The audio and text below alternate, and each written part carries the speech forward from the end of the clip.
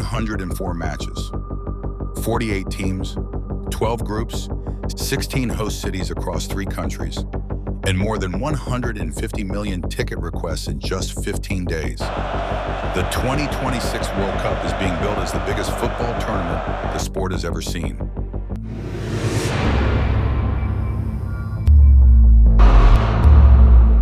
More teams, more games, more nations, more fans, more stories. On the surface, that sounds beautiful. A bigger stage for the world's game, a chance for smaller nations to dream, a chance for new heroes to appear, a chance for the World Cup to feel truly global. But there is one problem. The bigger this tournament gets, the stranger the math becomes. Because hidden inside the new 48-team format is a system that could make the World Cup harder to follow, harder to predict, and in some moments, harder to play the right way. This is not just expansion. This is football entering extra time before the first whistle. For decades, the World Cup had a rhythm fans understood. 32 teams, 8 groups, 4 teams in each group. Finish first or second, and you move on. Finish third or fourth, and your tournament is over. Simple, brutal, and easy to understand. That simplicity was part of the drama. A late goal could send one team through and another team home. A missed penalty could end a generation. A single point could decide everything. Fans did not need a formula. They needed the table. But 2026 changes that. For the first time, the Men's World Cup expands from 32 teams to 48. That means 16 more nations, 40 more matches than the old 64-match format, and a tournament that now runs through 104 games. That is not a small adjustment. That is a complete reshaping of the World Cup. To make it work, FIFA has created a new structure. There will be 12 groups of 4 teams. Each team still plays 3 group games. The top 2 teams from each group advance. That gives you 24 teams. But the new knockout round needs 32.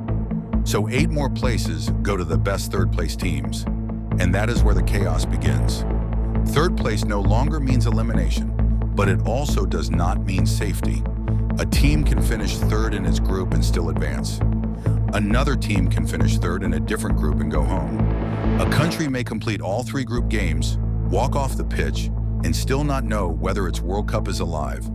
It may have to wait for another match, in another stadium, in another city, maybe even in another time zone. That changes the entire feeling of the group stage, because now the group table is not enough. There is another table, the third place table. 12 teams compared against each other, even though they played different opponents, in different groups, under different circumstances.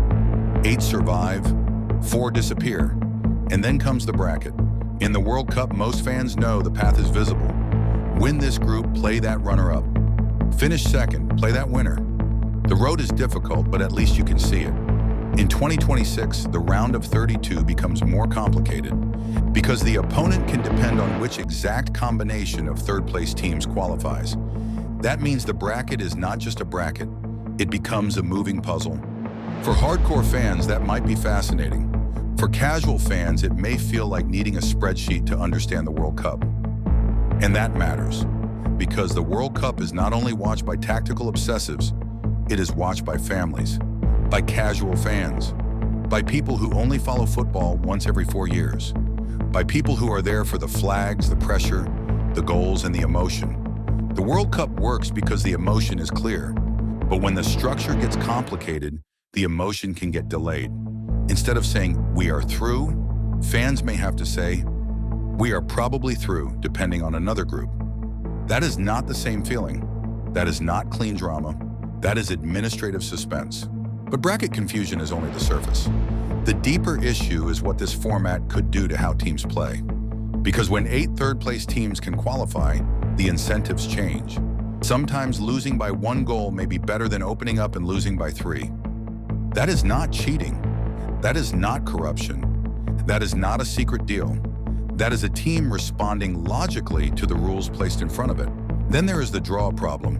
In certain final group match situations, 2 teams may look at the table and realize the same thing.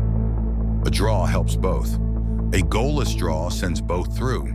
A risky game could hurt both. And the most brutal example is this. A team with 4 points could go home. A team in another group with fewer points could advance. Same tournament, different group, different math.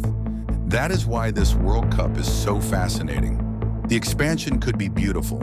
It could give us debut nations that shock the world. It could give us underdogs that become legends. It could create new rivalries, new fan bases, and a tournament that truly feels global. It could become the most entertaining World Cup ever staged. But it could also become the tournament where fans spend the group stage asking who is actually safe, where teams play the math instead of the moment, where the bracket becomes part of the story.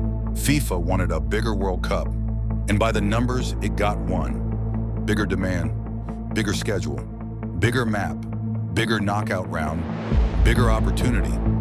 But football has always had one uncomfortable truth. Bigger does not always mean better. The 2026 World Cup has not started yet. It may exceed every expectation.